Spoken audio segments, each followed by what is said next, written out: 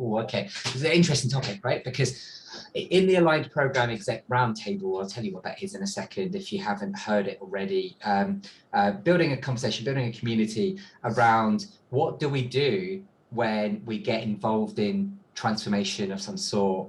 And, you know, that could be as someone who's on the delivery side, or it could be someone who's sponsoring. So you're in the business and you're sponsoring change. And, you know, the reality is that you can't just work operationally these days. You have to be able to make some kind of change working on the business, right? But it comes with all these extra challenges, and it comes with all this extra accountability that we understand quite well, right? Being, you know, in the kind of work that everyone here is involved in. And so I'm talking about a bunch of topics like how to influence across the organization, how to handle conflict, and so on. And self-awareness is actually a foundation for a lot of those things. And so I'll show you yes, there's a quote that I like: to become a leader, whatever that means in your own personal version of how you answer that question. We've got Charles coming in as well, awesome. Hey, Charles, welcome to the call. So, yeah, so what is a leader is actually a personal, subjective, idiosyncratic answer, I believe.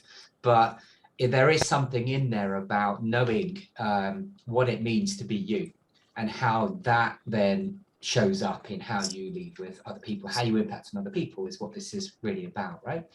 And so, first question is, can you guys think of, before I tell you what I mean by self-awareness, I want to try and hear your current thoughts about what this even means to you, and can you think of someone that you would describe as being self-aware, and you might want to describe yourself as well in the way that you answer that is valid, right? So who would have the courage, standing on that wobbly bridge, to have a go with answering that question? Well, I would say self-awareness is knowing your capabilities, knowing what you can do, and knowing what your limitations are. Yeah, so capabilities and limitations are there. Yeah, that's definitely part of it, I think. Yeah. What more? So if you were to describe someone who does it, what does it look like?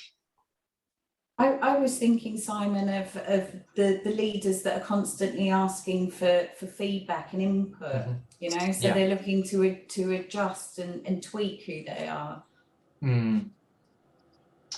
That's interesting. Yeah. Okay. So, and is that positive or negative in how you're seeing it, Shoda? I think that's a positive, because the purpose of asking for feedback is to make those adjustments, to understand your impact, to understand how people are perceiving you, your actions. Yeah, I like that. And actually, feedback is a big topic as well, isn't it? You know, how do we do it, and how do we do it well? And you're right. It takes self-awareness. It takes courage and, you know, openness, doesn't it, to be able to take feedback and to hear it. It's not always easy to do. Yeah. So absolutely agree with all of that. I'm going to talk about some concepts and theoretical underpinnings of the concept of self-awareness, and actually why it's important. There's some really interesting, I think, stats and research about how this one thing is a foundation for lots of other things in terms of how you are successful in leadership. And especially when we think about transformation type leadership, then I really think it's the sort of learning edge. It's where you really have to show up even more powerfully than operational leadership, I think. So, you know, because you're dealing with so much uncertainty and change and all those things, right? Let me just check as well before I continue. So I would like to go today to 12:45, and that will give us time for a really fun exercise towards the end. Is everybody okay with that? Or are people struggling to give me that full 45? What do you think? Yeah, Simon, we've got to leave at 12:30. 12:30, yeah, okay. All right. How about for everyone 45 else? is fine with me. Yeah. Okay. I'm okay. I'm okay. Yeah. Okay, cool. All right. So let's see where we're at 1:30. And if we've got enough of us, I've got a really fun idea. And Shona, you're going to miss out if you're not able to stick around, but I can tell you about it later. Yeah. So Okay. it's a really powerful little technique that we can do together, actually. So let's go through then. What do we mean? What do I mean by self-awareness? This is the, and some of you have seen this before, but not everybody, is the aligned program executive framework. So what do I mean by aligned program exec? So it means a bunch of things, actually. It's a word that converges into our ability to align ourselves to work, to the organization, and to the role that we play. A sense of purpose and is part of that. It's also about how we align ourselves to the people that we work with and how we connect. It's also about how you actually just externally align things in your organization. The stuff that we do in transformation, you've got a bunch of teams that all need to point in the same direction. It's really difficult to achieve, right? And it's really unpredictable. So there's a bunch of methods that we can use to achieve that type of alignment. The third and final piece on the right, this is the development pipeline. Is how I see this picture. The one on the right is optimize. So all that extra accountability for doing transformation can get stressful, and there are things that we can do to manage that and to focus, and there's lots of things that we can learn. So that's the overall sort of development pipeline, and today we're talking about this one on the left hand side, which is the very foundation is self-awareness. And so the agenda is going to be a bit of a presentation and a couple of conversations that I want to have with you guys. So why is this thing important? What is it? How do we do it then? How do we make it practical? And now what can I do right now? There's going to be two exercises, actually. The one that I've just mentioned, which we'll try to do live here, and the other one is something for you to take away as well. So have your pens and papers ready for that bit when we get to it in a few minutes time. So why self-awareness? This is the first thing to understand. It turns out that self-awareness is one of many competencies that have been looked at in terms of leadership success, in particular in the world of emotional intelligence. And it's a competency that sits underneath a whole load of other things, including, you can see on this picture, this is from Korn Ferry, who have over a couple of decades been working with Daniel Goleman and Richard Boyatzis and others, and come to a body of work around emotional intelligence. And it's basically saying, how do you be effective as a leader? A lot of inputs to that, but a key differentiator is leadership styles. What they found through hundreds of thousands of data points of people is that leaders who are able to use a variety of leadership styles, not just one, and I'll talk about what those styles are able to generate more positive team climate, which, guess what, corresponds with better outcomes, better results for your organization, for your business, for your team. So, and they translate that all the way down to financial results. Yeah. Let me just ask, so if anyone's not muted, if you could please just press the mute button. I'm getting a little bit of feedback. So that's the big sort of narrative here. And there's some other stats in here. The first two are about that link between someone who's rated by other people as being high in emotional self-awareness, is someone who is able to generate and create good or excellent team climates. That's what those stats are telling us. And then it translates to other things, not just those bottom line financial results, but even things, I mean, we know this already, right? In terms of, you don't leave necessarily the organization or the role, you leave a bad manager is a common thing that we understand. And here's a bit of data about that. Leaders that have strengths in a variety of these emotional competencies, that people want to stick around for longer, is what that's saying, right? So there's a lot of compelling reasons why we should be interested in this. Let me go to then, what are those leadership styles? And so what could I do with that? And you guys all have your own version of stuff you're already doing, of course, right? You've got experience and you've learned sometimes the easy way or sometimes the hard way of how to, sometimes you need to flex your style. But these are the 6 that they have identified. You've got visionary, participative, coaching, and then the 3 at the bottom, affiliative, pace setting, and directive. So I'll let you read those and just think about which of those do you recognize in yourself? That's a key question. Also think about, what do I recognize in others that I work with, in my bosses, in my colleagues? And let me tell you more about these. So the first 3, visionary, participative, and coaching styles, are recognized or correlated with long-term success, long-term goals. So they tend to help us to create the conditions for engagement with other people, to involve other people. So that flexibility across all of the styles is what you really want to be striving for, rather than just one. And in particular, these 3 are recognized as useful for long-term goals that involve other people. You've got these 2. The last 2 are pace setting, accomplishing tasks to a high standard and demanding that, setting the pace, and maybe leading by example. It is another characteristic of a pace setting type of leader. But there is a bit of a downside sometimes to these 2, which is that they can work for a short-term fix, for a burst of activity, but they can have a negative impact on team climate, is what the data shows. I don't think you never do them. I think they are useful, but in a toolkit of others that you are able to use. And then finally, the affiliative seems to work across both or most situations. It's good for long-term and short-term, and it's all about creating trust with your team and across teams. Creating harmony is a useful thing to be able to do, but it's not the only thing, of course, right? So that's leadership styles explained. So that's the why. That's the why should we be interested in self-awareness, and hopefully that's making sense so far. What is it is the next question.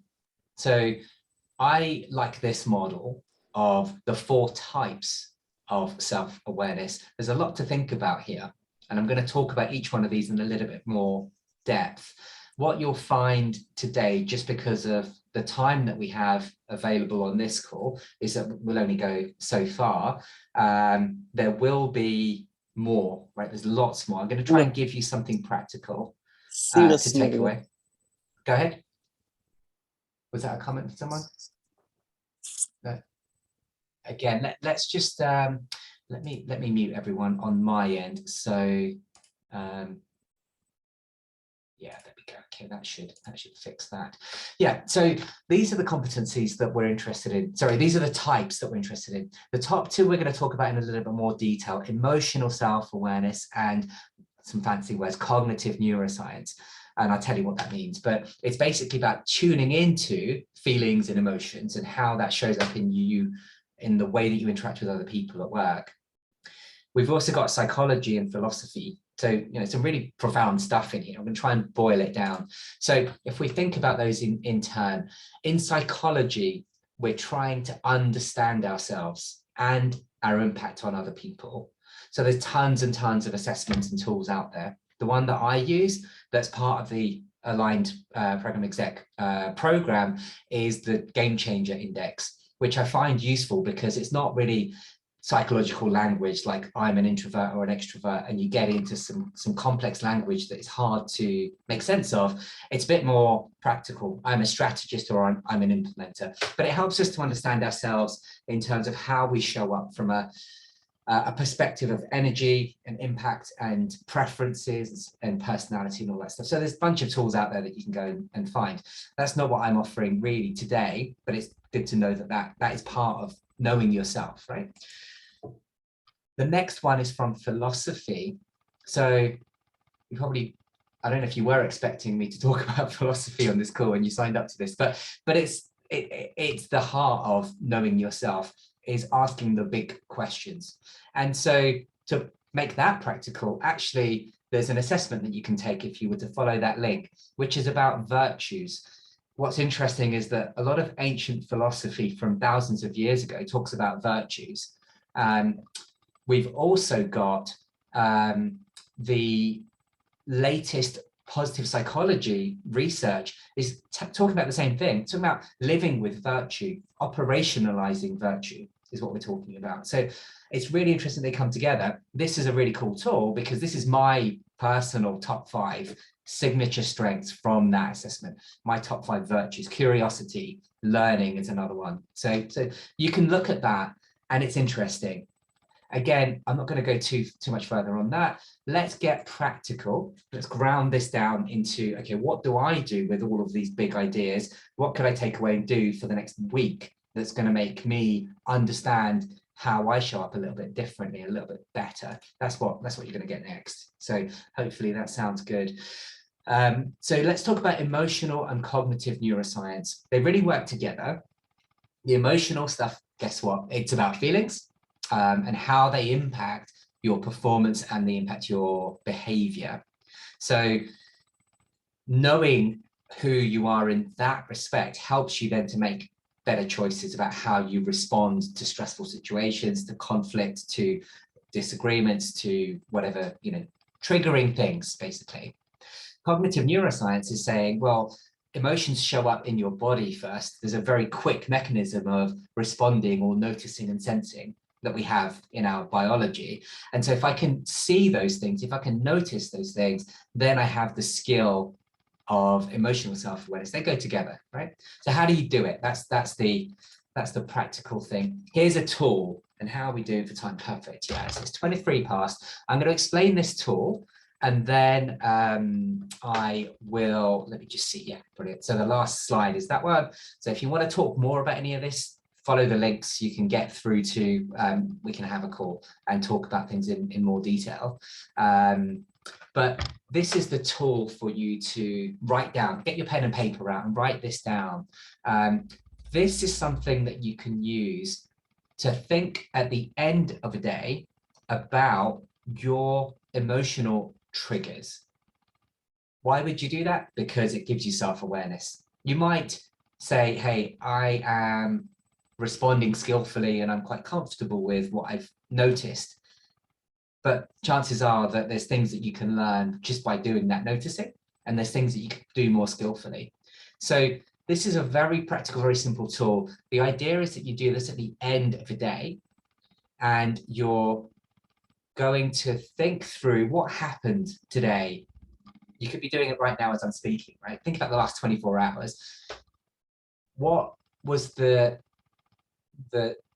list, the cycle of emotional responses that you've experienced in that last 24 hours, and perhaps through your workday, where you got triggered emotionally and that affected how you responded and how you behaved in a particular interaction? That's what we're looking at here. And it could, of course, be positive things. Actually, I was really skillful in how I handled a disagreement, or I was really inspiring in my interaction, my one-to-one with one of my team, right? It could be that too. Absolutely capture those in here as well. But what happened is the first column. The second one is really distinguishing the noticing. So what happened in my body? And you can see the example there, right? So if something happened where I felt negative, like I felt like I wasn't being heard in a particular meeting, then the likelihood is that you have some kind of a physical reaction, and we don't stop to notice those. So that's what this is about. It's distinguishing between those bodily reactions and then going to, well, what am I thinking and what am I feeling and how do they fit together? So it's just about paying attention. It's just about noticing that and then trying to do something with it. And then it's about what did I do? And finally, how would I build on that? The first 4 in green are the ones that we start with. So the idea is to try doing that for the next 7 days at the end of a day and just see what happens, see what insights you come to. If anybody wants a copy of that as an example, then just let me know, send me a message and I can share the slide with you afterwards. I'm going to stop sharing it and stop talking. And I want to hear what you guys think of those ideas. Lots of ideas there. What do you think of what I've just shared so far?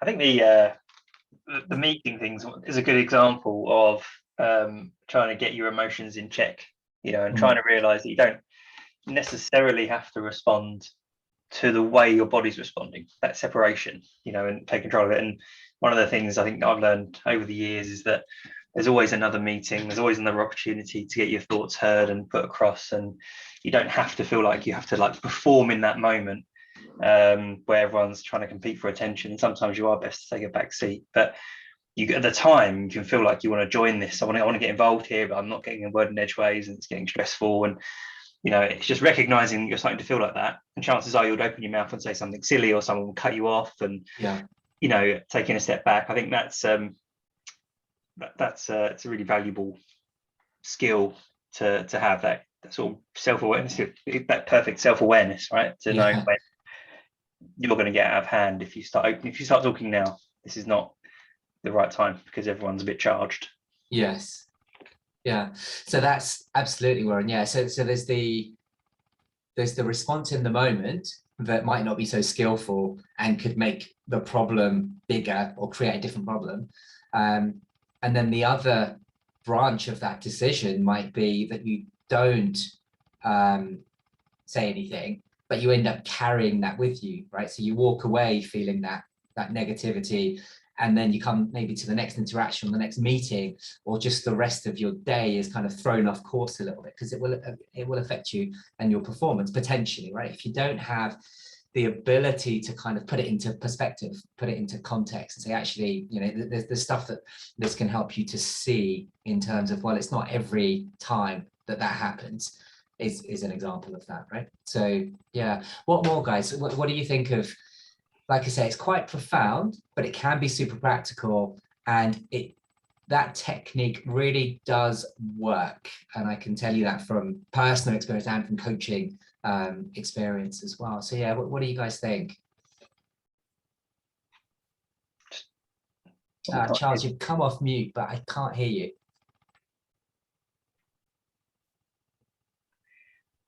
Maybe go ahead, yeah. Maybe one other thing then, that exercise for that noting down your thoughts and feelings and how you want to respond, I think that's a really good way of just like comment around how it can affect your day if you've had a bad experience.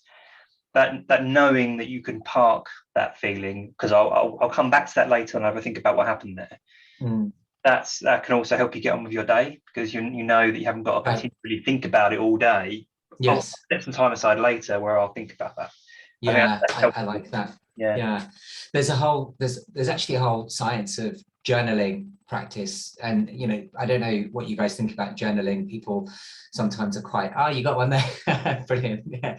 But sometimes people are a bit resistant to it, and it's like, oh, I'm not going to write a diary. But guess what? There's a whole science around how much it can help. One of the studies about journaling showed that job seekers were measured on their success rates at finding work, and those that were given a guided technique of journaling and they were doing it every day had better results. They got work faster because they were able to process things just by the act of writing it down and actually gaining that perspective. You rewrite your story every time you write it. It's really interesting stuff. Yeah. And you're right, you're kind of parking it for later and having that knowledge that, hey, I'm going to spend 5 minutes on the way to bed in the evening, just with a bit of a pen and a paper or a journal, and just think this through, allows you to carry that. Yeah. Charles, are we going to be able to hear you now? What do you reckon? No, it's not working. There's something up with your microphone. No, that's a shame. Cool. So we are just at past. What I would like to do is something fun. That's what I said earlier, right? Something fun to actually get you guys to be a little bit more active rather than just listening to me talking. For this bit, I'm going to stop recording, and what I'm going to try to do, and bear with me in case I screw it up and you get lost in the Zoom cloud somewhere, is let me just stop.